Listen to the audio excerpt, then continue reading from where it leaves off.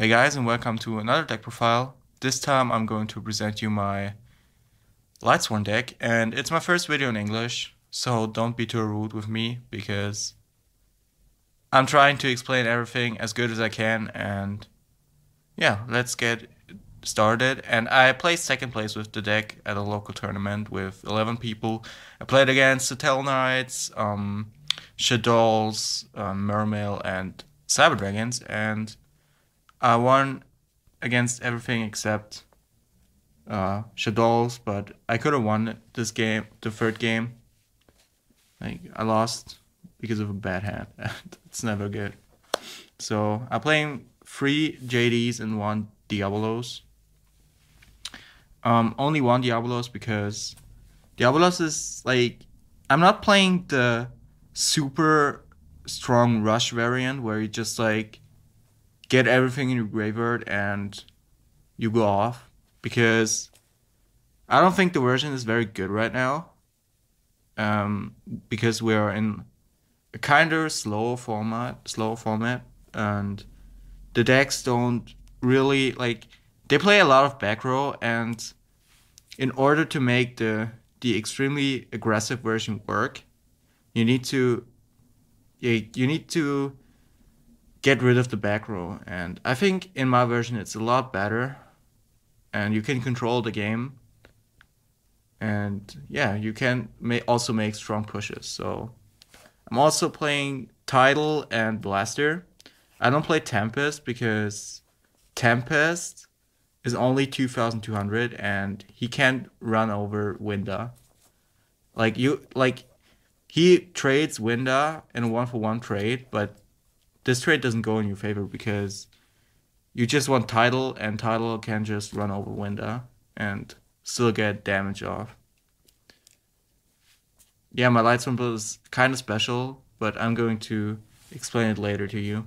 Then I'm playing 2 Wyverns because not 3, because 3 are too much. Like, my version is not that fast, so what happens is you draw the Wyvern sometimes, and that's not very good. So you better play 2 because you're not having the fastest deck. Oh yeah, this was my boss monster / dragon lineup, and I'm playing the triple Lumina. That's kind of standard. Triple Raiden. I found out that triple Raiden is the best because you kind of need that fast mill. Like, he's also a beater, so he can beat over some stuff. And yeah, like the mill is very good, and in combination with Lumina, you can make the Michael very often. And Michael is just insanely good because he banishes stuff, and banishing is always great. And then I'm playing 3 Minerva.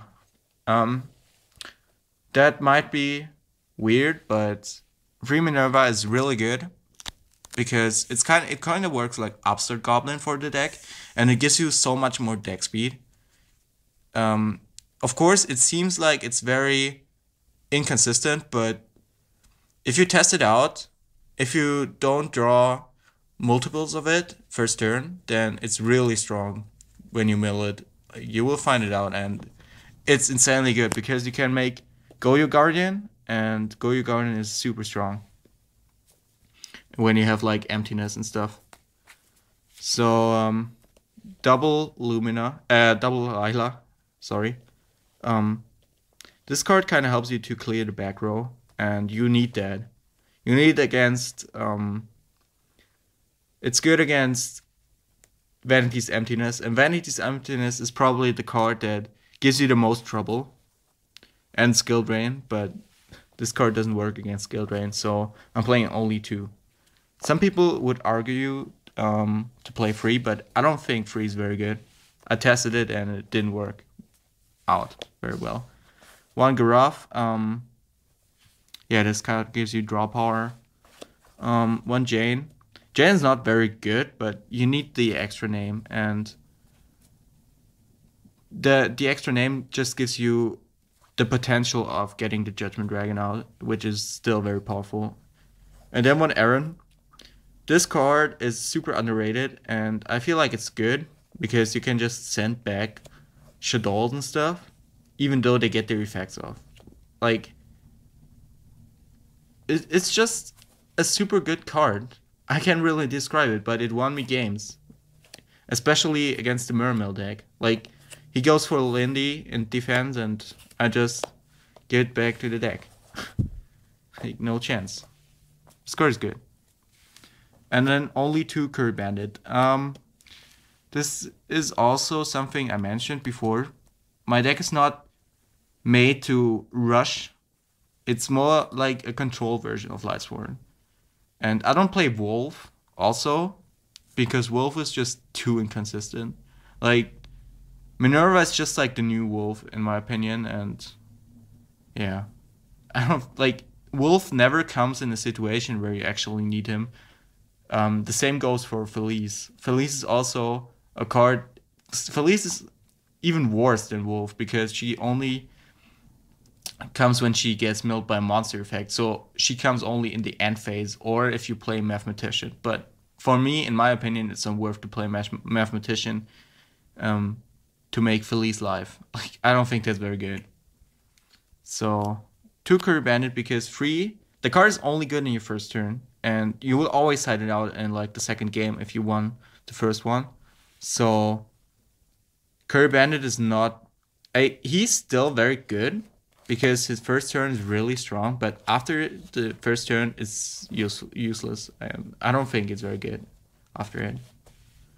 And then one Denko Seka. Like, this card is super strong in the current meta because you can just play it and then it's Cold Wave. It's a Cold Wave, and you can get a free Soul Charge, get a free JD, and you can do everything after it. But it has some bad situations because the card needs a follow-up play. So if you don't have a follow-up, it's kind of bad. But it's still 1,700 plus another light name for the Diabolos. So it's not that bad.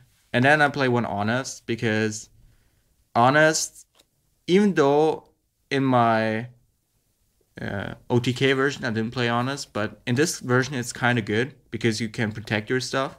And yeah, like in the aggressive version you didn't need it, but in this version I feel like it's needed.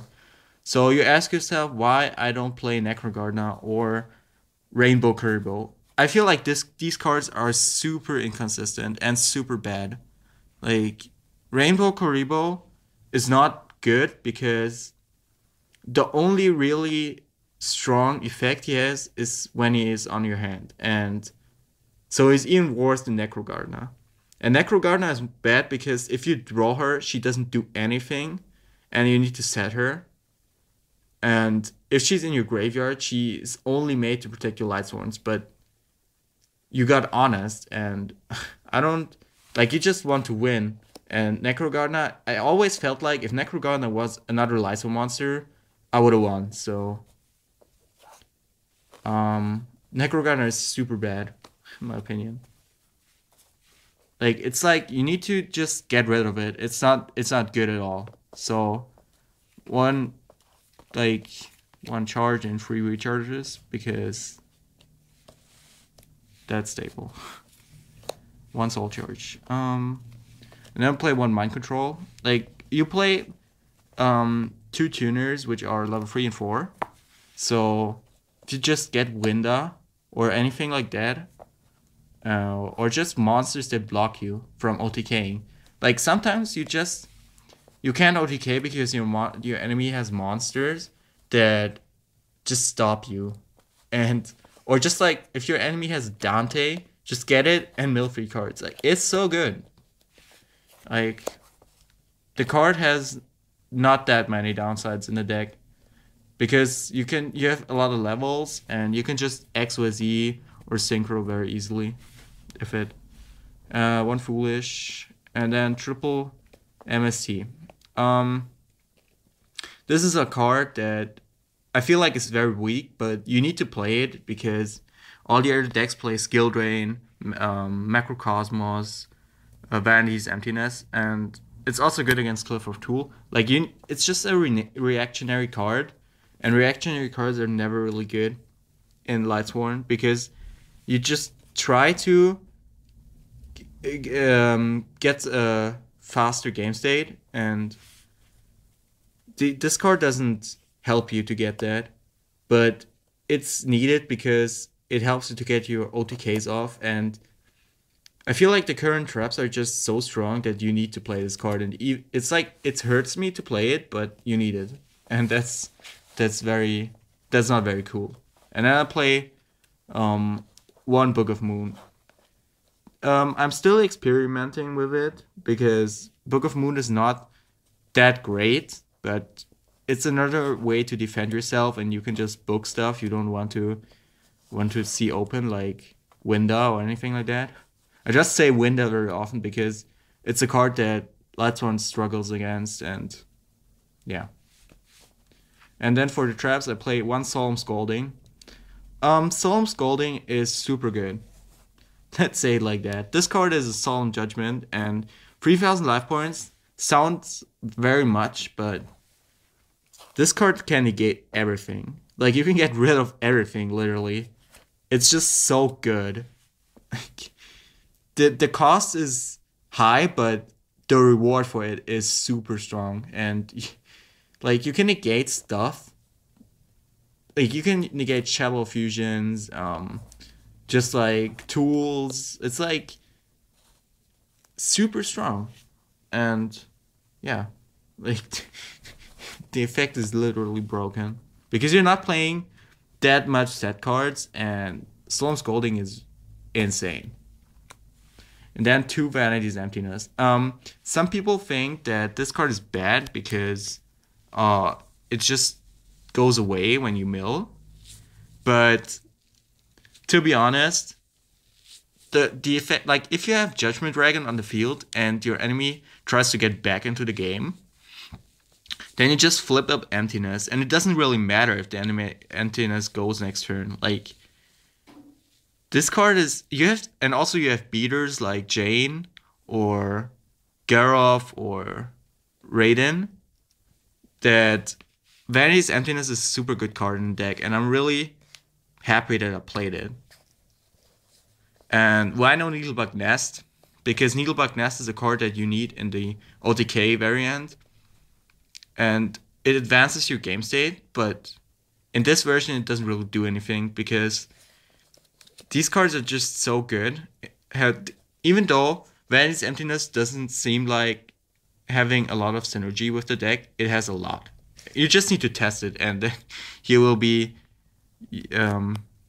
will see how good it is.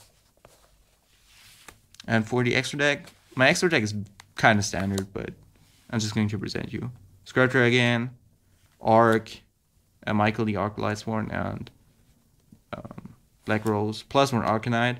Arcanite may not seem like the best card, but to have the option on it is always really good, and yeah. Like, there are situations where it's very good. You just need to test it. And on Goyo Guardian, I'm playing one Goyo because I play Minerva, and Lumina Minerva is super strong. Plus, if you have an Emptiness, this card has 2,800, so it's very hard to get over it. Falgrand. Then, like, the 2/7s. Rhapsody. Rhapsody's insane. Just like Leo gives you sometimes trouble, so this card is a way to get rid of Leo. Dweller, Direwolf, Exiton, Arc, Castell, and one Alucard. I think he's the best free in the deck. Maybe you can play Dante, but I don't have a Dante, so yeah, it's definitely better than Levier, but I didn't actually test Dante, so maybe Dante he's better probably, but this card also works very well just get rid of the sad cards. Yeah, so thank you for watching my 15-minute deck profile of Lightsworn, and I hope my English was fine. I don't think it's very good, but I think it may be fine. And if you have questions, feedback, anything you want to say about my deck, and we can discuss in the comments, and just post a comment. And I would also, it would be cool if you liked the deck profile. And yeah, thank you for watching, and yeah, we'll see you in the next video. Goodbye.